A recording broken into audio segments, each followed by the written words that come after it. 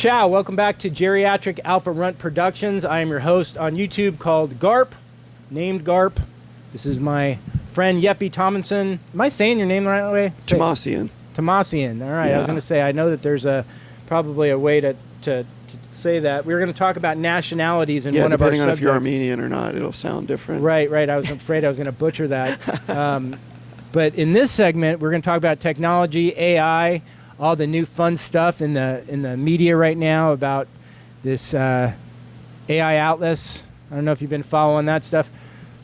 What do you think about technology right now? Tell me about what you're thinking with the AI and stuff.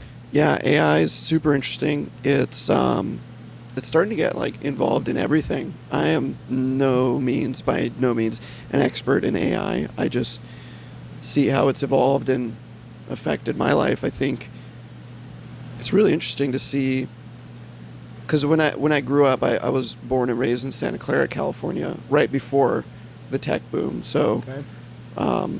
95, I was born, and I think I moved out of the area about 2011. But seeing Google, Apple, Facebook, and all those big tech companies kind of just emerge down the street, it's like, oh, okay, by 2009, we have 2 desktops in our house, and now I have a flip phone in 5th grade.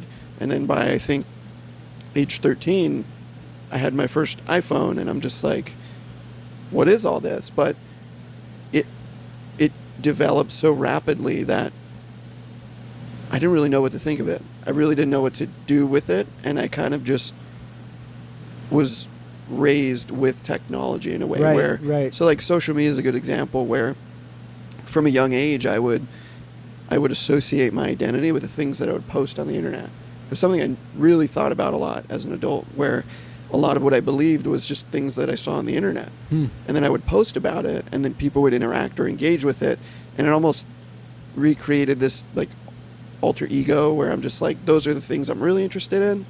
Things that are happening in real life is just, you start to disassociate it. So I think for people who aren't really approaching it with a safe or I wouldn't say conservative, but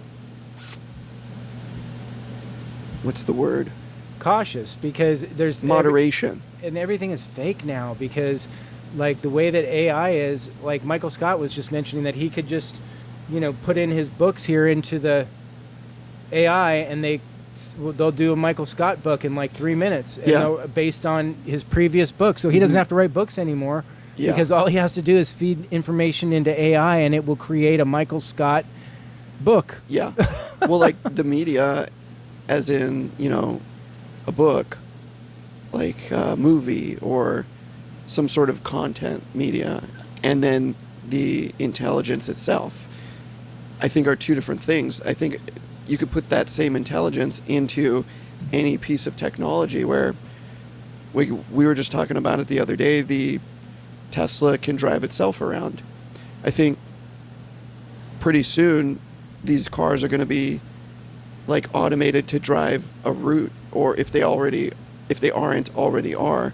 And it's just crazy to think where it's headed. I've heard things of smart cities, heard things of smart homes. Once all this technology really encompasses all of our needs as a human, I think it's just going to be really interesting. We're starting to see it in the business world with CRMs and marketing and website and applications and software.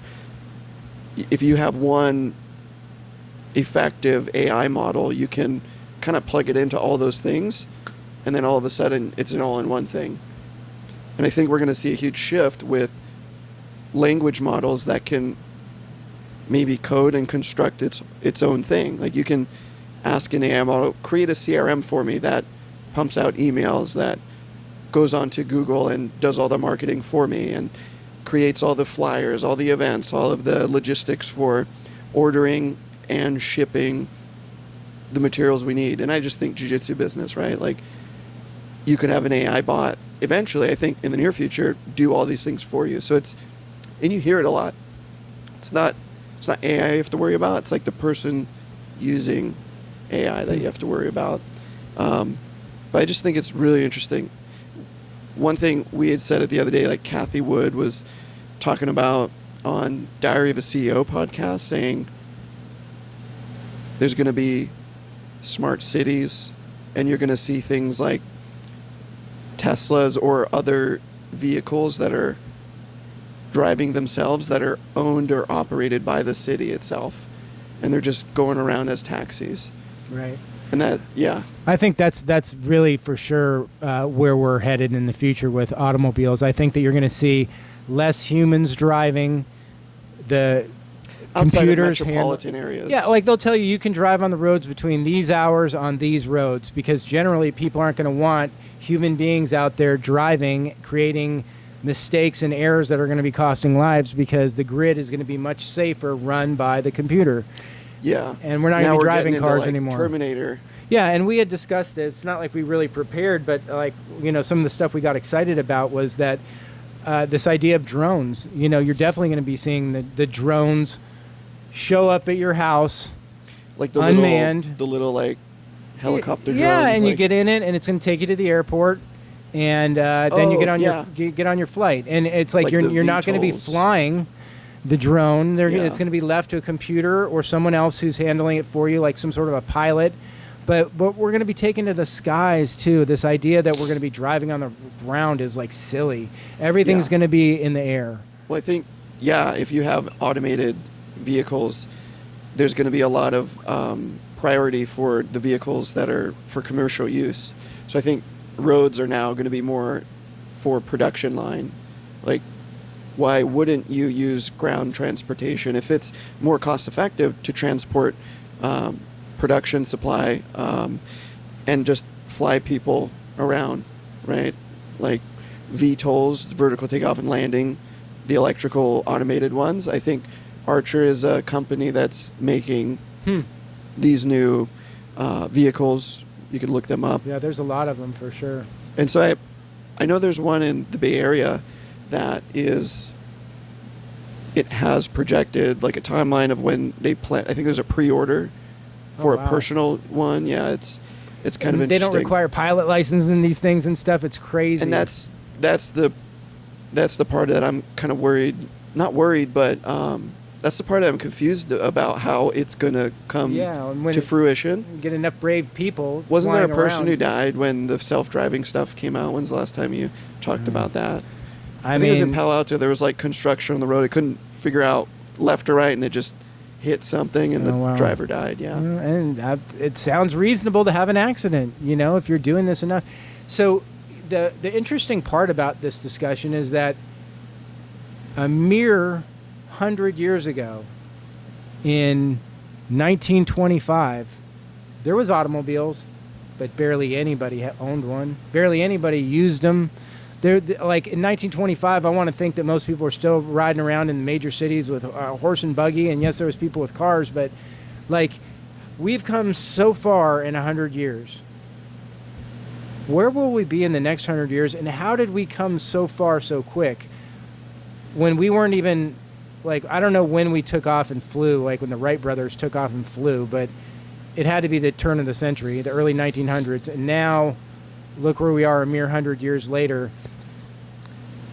Takes us down the rabbit hole, but Yeah, I mean, think the direction we seem to be, what we appear to be heading, is like internal. Like, no one's really going out as much. When I was a kid, before phones, I know that sounds crazy, I'm 30, but before phones, because there weren't phones when I was a kid, we would go outside, and then we would come back when, you know, It was the dark. street light would turn Yeah. on and it was dark. So we also had encyclopedias, and I don't see kids running around as much. You know, it's weird. Encyclopedias, yeah. well, just We had the big ones on our... we have our phones, and we have our Alexas, and we have the need for information is not to research, it's just at our fingertips. And that's like kind of the segue I was looking for to get fun with this conversation, talk about like how this technology, how did we get it, how did we develop it so quickly? A lot of people are saying that, you know, this is all part of the back engineering of retrieval programs and things like that. And I mean,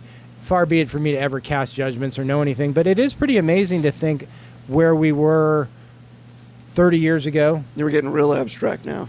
Well, gosh, I mean, I like talking about it. It's kind of fun. the steps very forward that entertaining. we have made in the last 20 years are so astronomical. Maybe that's just how technology works, but there are people who say that where we got fiber optics, where we got so much technology was through back engineering of downed alien crafts and stuff like that. So what do you think about that? Yeah, that's a big question. I don't know why my mind immediately thinks about like patterns and growth and scaling of anything, like the progression of anything. I don't think, and it might be because I just listened to this book. It's like 10x easier than 2x. But even when you look at history and thinking about a book, Courage is Calling, from Ryan Holiday, it was talking about how what we know about history isn't really the whole picture. Right. We're always thinking about things in a linear progression, when 1% of anything that could happen ever really, it might be a 0.00001, like a really small percentage of anything that could happen ever is what causes a shift, which creates the change of everything. Right. And there's really no history book to point out all the details of what affected change in the way that it did. And I think I actually don't know enough to know where we're headed, what we're doing, where we even came from. If where we've recorded we came from is even accurate, I don't know. And I think, I have my faith, I have my family, I live in the finest country in the world, and there's so much opportunity, so many things to be grateful for, that it's like anything could grow. Anything could go from like a linear progression, something could happen, and then it changes big time. All we can do is prepare ourselves and, stay disciplined on a path of progressing ourselves individually in a way that can affect that same change to those people around us. I think that there's definitely disclosure for humanity in the next couple of years, because But if aliens came down, that might be kind of cool. Well, the sound is just too loud. They're having congressional hearings now. About these things? There's people, quote unquote, whistleblowers that are military people that are stating we're in possession of, spacecraft that aren't from beyond this world. That there's biologics, quote unquote, that there's beings from other dimensions, whatever it is. There's so much out there now. There's so much out there floating that there is a desensitization of this subject going on. And I think that anybody who's reasonable and not clouded by maybe over religion or over opinion is got to kind of like accept that like maybe we're not the most intelligent beings, not only in the universe, but just here on Earth. I think that's my opinion at this point in time, is that there's just more intelligent life forms on Earth than more us concentrated, that don't recognize us. Maybe they're humans. Maybe there's just humans that are smarter than us. Listen, when you are walking, I would believe it. When you go on a nature hike and you see a anthill on the ground, you don't say, take me to your leader and look for the queen. It's just an anthill on the ground. You don't want to step in it and get stung. They can hurt you. You got to apply that same mentality to all these other life forms that are flying in and out of the ocean, in and out of the volcanoes. It's no longer a secret that there are life forms here. So we for so long have wanted to make them from Zeta Reticuli and Mars, and no, they're from Earth. They live the Pleiadians. Yeah, they're right here. They're just not recognizing you. And maybe there's going to be a point in time where we have to admit that we know this, and that's been the big disclosure that they keep. At least the big rumbling is that the government's not telling us all the information that they know. What if they come and they try to learn jiu-jitsu? Could you imagine trying to do jiu-jitsu with an alien? Well, what if right, what if there was literally other life forms though that are on Earth and they want to be recognized and literally want to integrate?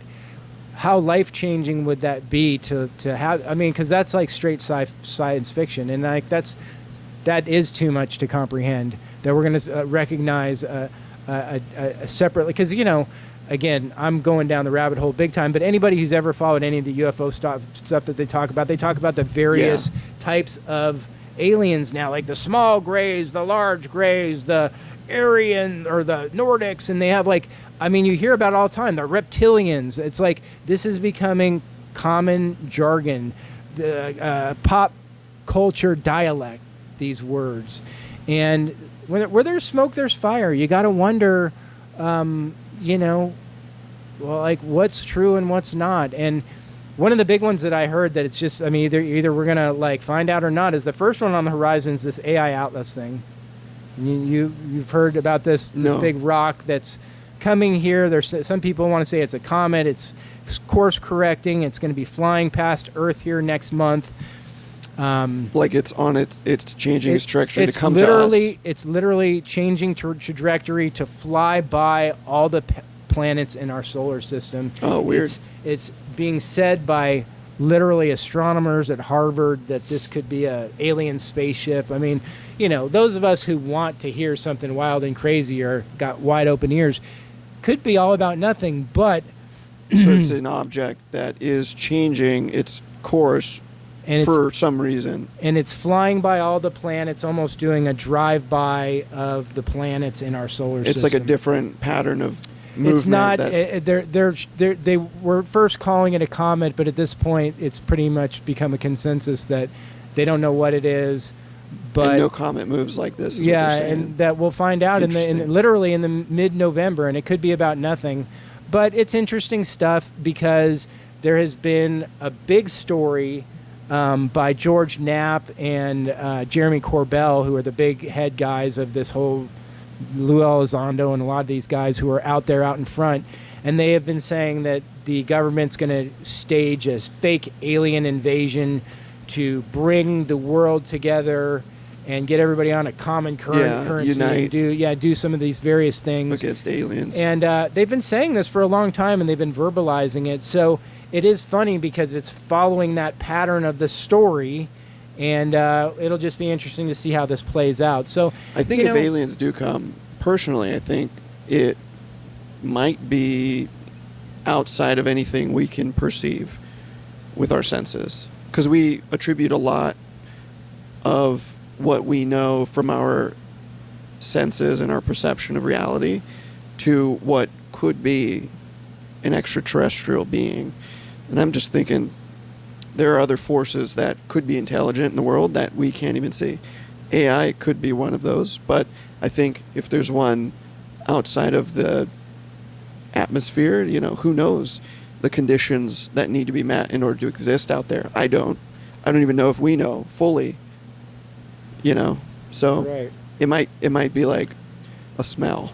Well, and that's the thing about what they're saying now is they're really shifting the conversation in the media from extraterrestrials from a different planet coming from outer space to a dialogue about interdimensional beings that are popping in and out of our reality, and they're really bringing more of the scary ghost supernatural type stuff into it.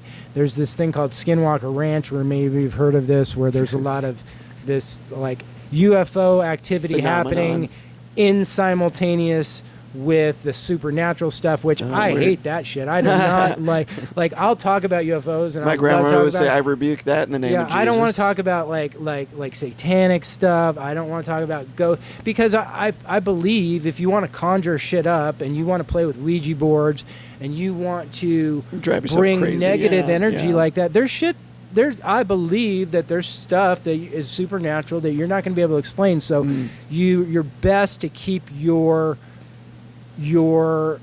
energy low, that keep your education low. If you want to educate yourself about this stuff, you're going to bring it into your space. You're going to find more of this kind of anomaly experiences. So, you know, that's been one of the things that about the subject of UFOs that has kind of turned me away a little bit, especially when you hear guys like Tucker Carlson who really want to like bring the good and evil aspect into this, and they want to believe that UFOs are demons and fallen angels. It's like, whoa, that's like too much. You spin the whole story I don't want on to. it. Yeah, fallen angel. Like just, Yeah. I would rather be a gray alien from Zeta Reticuli. Thank you. I'll probably take a stoic approach. Just watch it. Like, oh, that's interesting. It's going to be an interesting You do 2 years. Investigate that thoroughly. The last thing I'm going to say is there's this one guy who's saying that on Easter of 2026 is the big day when the planets are going to align and the sun is going to be a certain way that it's going to shine down on Egypt and a light is going to hit, just like the Indiana pyramid. Jones movie. Yeah. And it's going to hit it, and that's when consciousness will change. And he's already booked his ticket, and he's he's one of these like highly touted remote viewer guys. I can't remember his name because there's so many names now. But I think it's interesting because he's really going on the line with a date. I think and anything- a specific time that we I think need to watch. As humans, we're interesting because anything that happens outside of what we can comprehend, we will, by nature, create some sort of abstract narrative to comprehend it. Right. It's really hard for any human to exist within the insanity of not being able to comprehend something. And I see it in jiu-jitsu. I know I always relate everything to jiu-jitsu, but if somebody loses or somebody like experiences something that, even if they win, you know, they will attribute the reason for why they lost or won to something that usually has nothing to do with really what happened. Mhm. And you see it a lot with people who don't know as much skill, or they aren't even aware of what forces are being applied to the role or the engagement of the role. And so it's like if I apply leverage, somebody feels like it's just strength, or they feel like the intention is mean or whatever. You know, there's an emotion behind it. And that person experiencing on the other side of the role could be thinking something completely different is happening. And so I think with something like that, the light coming down, things aligning, it's like humanity as we know it, we know everything we know as it's happened. You know, and if something of a phenomenological nature happens with the stars, with the planets, maybe it changes, there's a big light that happens, we're going to be trying to figure out what the hell that is for a long time. And people are going to probably make a cult about it. We're going to maybe make a thing about it. And that's what I think is interesting about humans and our ability to perceive reality. It's like, are we even perceiving everything that's there? Like, is there something Right. between you and I? Well, You know? that's exactly right. When then that, like, you know, there's, But I guess we'll find out. you know, it's pretty basic idea though. Like, we can only see so much in front of us, and there's probably other things in play that we're not even aware of. And then, you know, you can go down that whole rabbit hole too. Really interesting conversation. I think that would probably be a good stopping point for this one right here, because we want to definitely talk about some ethnicity, nationality, and then do just some fun music and Movies, culture. pop culture quizzes. Episode 2. Join us for part number 3 of this interview.